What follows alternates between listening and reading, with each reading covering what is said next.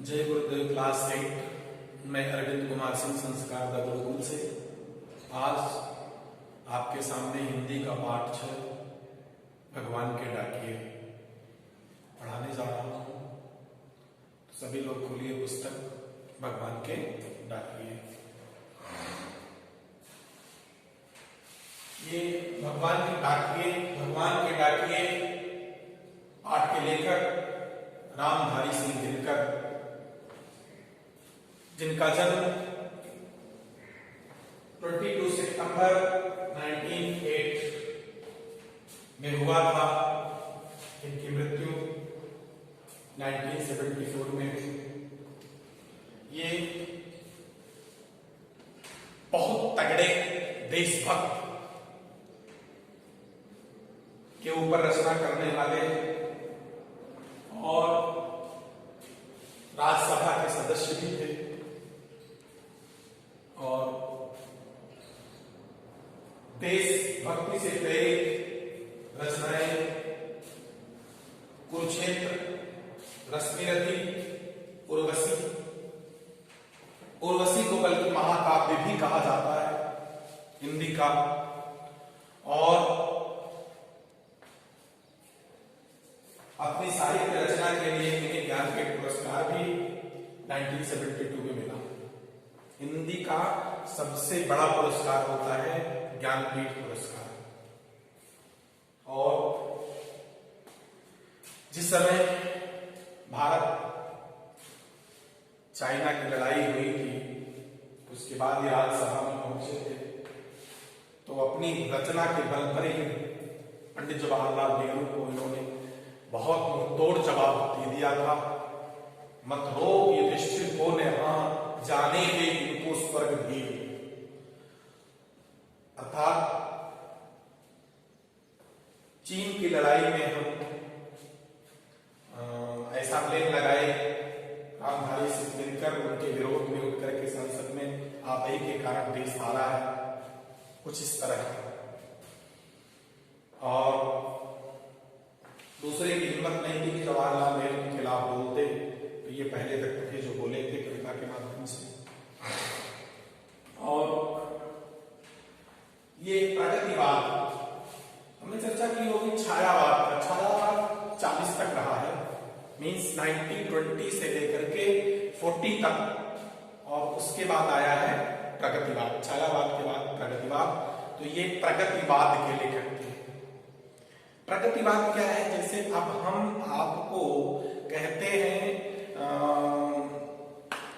पुरानी फिल्म देखने के लिए, ठीक, और आप सोचते हो कि 3 घंटा कौन बैठ करके ये राम तेरी गंगा मैली और शोले ये सब कौन पिक्चर देखेगा, बर्बाद करेगा समय पठान। और मैं पुरानी युग का, और मैं चाहूंगा कि ये मारधाड़ वाली पिक्चर क्या देखें। आप लोग मारधाड़ के साथ जुड़े रहोगे और मुझे वो देखा करेंगे, आप पुरानी फिल्मों को पसंद करेंगे। तो जो वर्तमान में चल रहा है उसके अनुसार जो चलता है उसको कहते हैं प्रगतिवाद। इस तरह से इतना ही समझो। तो जो युग चला उस युग के ये पुरातन पंथी नहीं थे, बल्कि ये नए युग के प्रवर्तक थे, जिसको कहा जाता है क्या? प्रगतिवाद। क्लियर? अब आते हैं आपके पाठ की तरफ। पाठ का नाम क्या है? भगवान के डाकिए। देखो यहां लेखक ने ये बताया है कि डाकिया कौन होता है? पोस्टमास्टर जो लेकर के हमारे लेटर को ले आकर के दरवाजे बांटता है। और ये तो आदमी का डाकिया हुआ। उसी तरह से भगवान के डाकिए कौन है? लेखक क्या कह रहा है? भगवान के डाकिए को उसने बनाया है बादल और पक्षी। बादल और पक्षी। और भगवान के डाकिए सिर्फ आदमी के डाकिए सिर्फ आदमी का ही काम करते हैं। किसी का पर्सनल लेटर लेकर के किसी के यहाँ जिसका एड्रेस रहता है उसी के यहाँ पहुंचाते हैं। लेकिन ये डाकिए जो है पूरे मनुष्य समुदाय को, पेड़ पौधों को, बगैर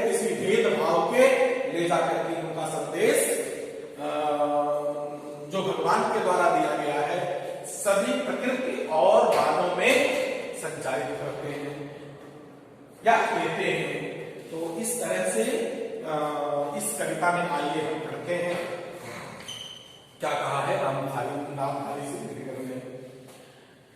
पक्षी और बादल भगवान के डाकिए हैं।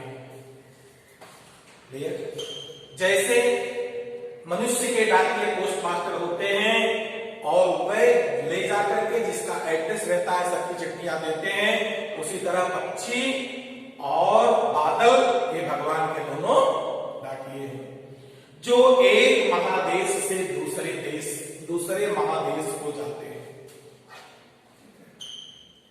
अर्थात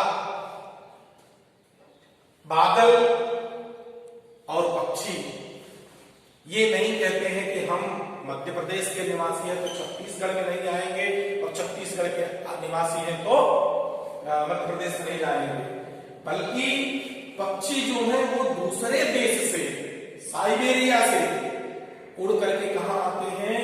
गंगा स्नान करने भारत में आते हैं।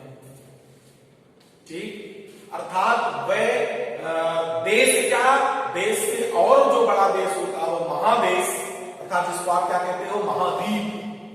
ठीक, कितने हैं? 7। उस महाद्वीप में एक महाद्वीप से दूसरे महाद्वीप को जाते हैं कौन? ये दोनों भगवान के डाकिए बादल और पक्षी।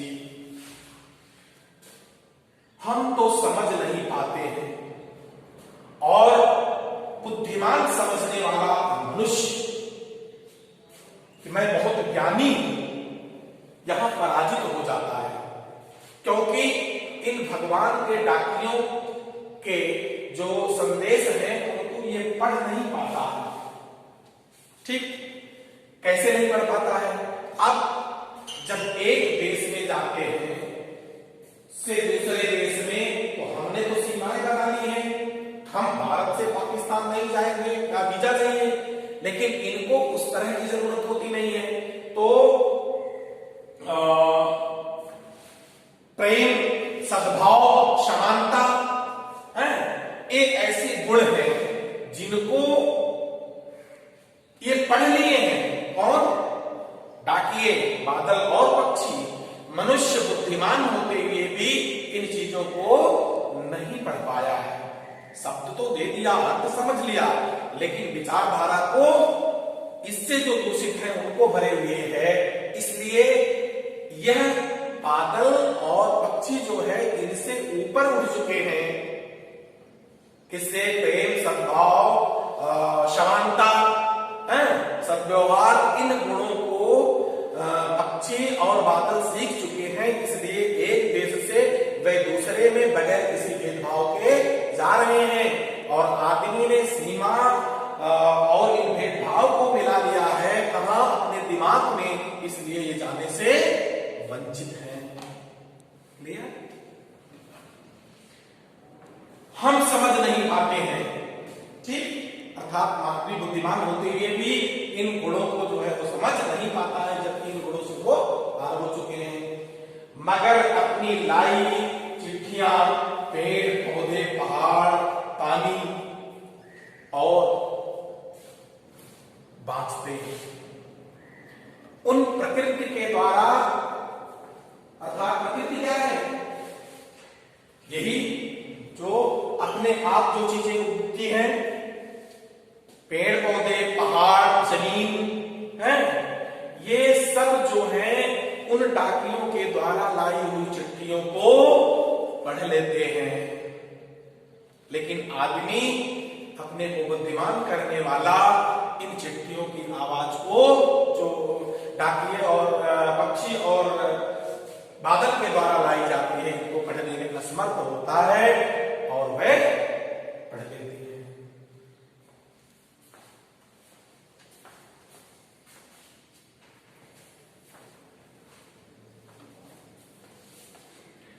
अगला पैर देखते हैं। वाचना मतलब पढ़ना। हम तो केवल यह आंकते हैं एक देश की धरती दूसरे देश को सुगंध भेजती है। आपके मतलब अनुमान लगाते हैं, सोचते हैं।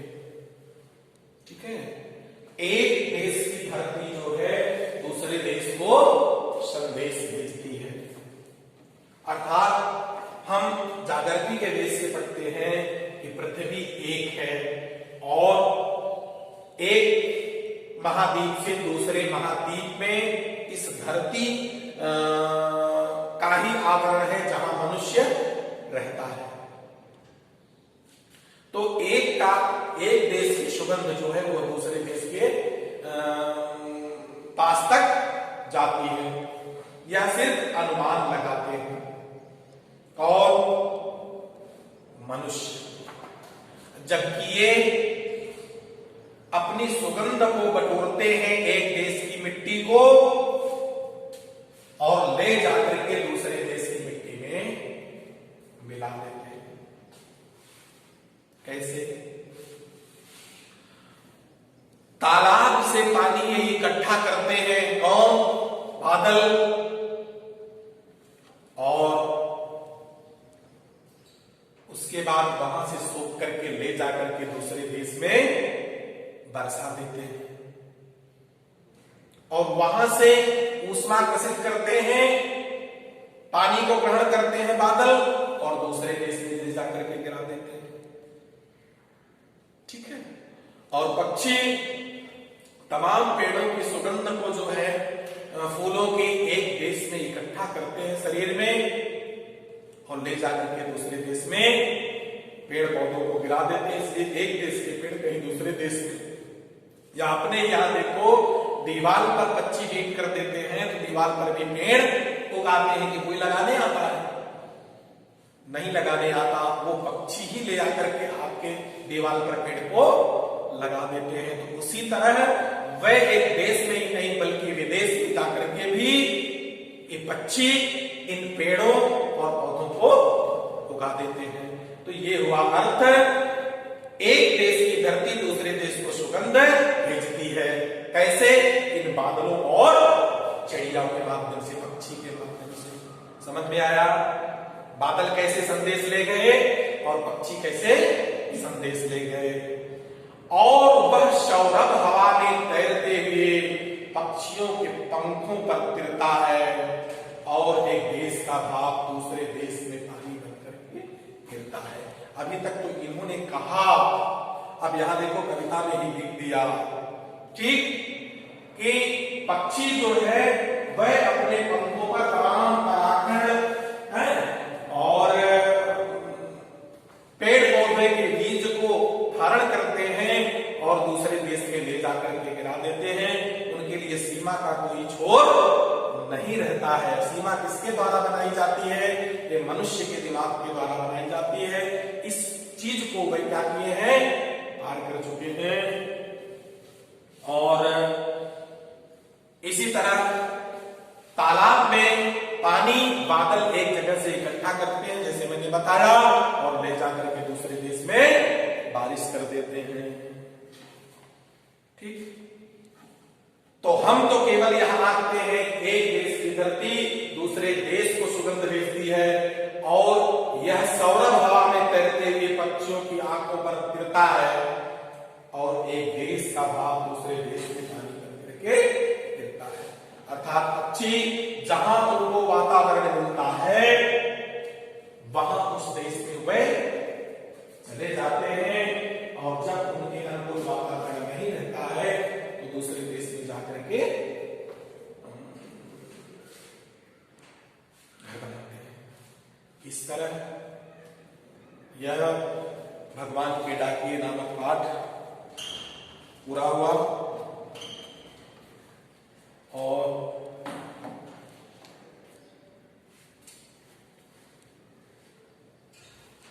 अभ्यास के प्रश्न।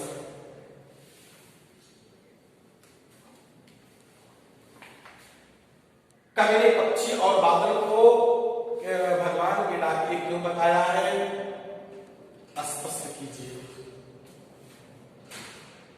कवि ने पक्षी और बादल को भगवान के डाकिए इसलिए बताया है कि ये पूरे प्रकृति को जो है संदेश देते हैं कि अब बारिश होने वाली है, या कुछ भी संदेश देते हैं, दुख निकलने वाले हैं। तो ये बादल और पक्षी आकर के पहले से बता देते हैं। तो ये आदमी के द्वारा नहीं बल्कि ये भगवान के द्वारा भेजे हुए हैं, इसलिए इनको कहा जाता है कि भगवान के डाकिये हैं। और बाकी आदमी के डाकिये वे चिट्ठी लेकर आते हैं जिनको पर्टिकुलर पता पे भेजते हैं, और ये समस्त धरती पर और पेड़ पौधों पर सभी पर भेजते हैं, इसलिए तो भगवान के डाकिये कहा गया है। पक्षी और बादल द्वारा लाई गई चिट्ठियों को कौन कौन पढ़ जाते हैं, सोच कर लिखिए। पक्षी और बादल के द्वारा लाई हुई चिट्ठियों को पेड़, पहाड़ और धरती, जितनी भी प्रकृति में चीजें हैं, जो बोल नहीं सकते जानवर, वो सभी बाँच लेते हैं। ठीक? किन पंक्तियों का भाव है पक्षी और बादल प्रेम, सद्भाव और एकता का संदेश एक दूसरे देश को भेजते हैं। ये महादेश से दूसरे महादेश को जाते हैं, ये इनका भाव है। प्रकृति देश में भेदभाव नहीं करती, एक देश से उठा बादल दूसरे देश में बरस जाता है, ये अंतिम पंक्ति का अर्थ है। ठीक? पक्षी और बादल की चिट्ठियों में पेड़ पौधे, पहाड़ और पानी क्या पढ़ पाते हैं?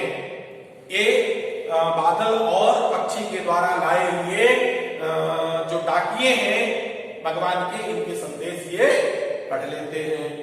एक देश की धरती दूसरे देश को सुगंध भेज दिया है, कथन का भाव स्पष्ट कीजिए। अर्थात पक्षी जो है वह सीमा का उल्लंघन कर जाते हैं, क्योंकि पक्षियों को कोई रोक नहीं पाता है। वह जहां उनके लिए अच्छा वातावरण होता है, सुगंध होती है, वह देश से लेकर के दूसरे देश में ले जाकर के पेड़ पौधों को स्थापित करते हैं। जहां उनके अनुकूल होता है वहीं जाकर के घर बना लेते हैं। इस तरह आप लोग प्रश्न का उत्तर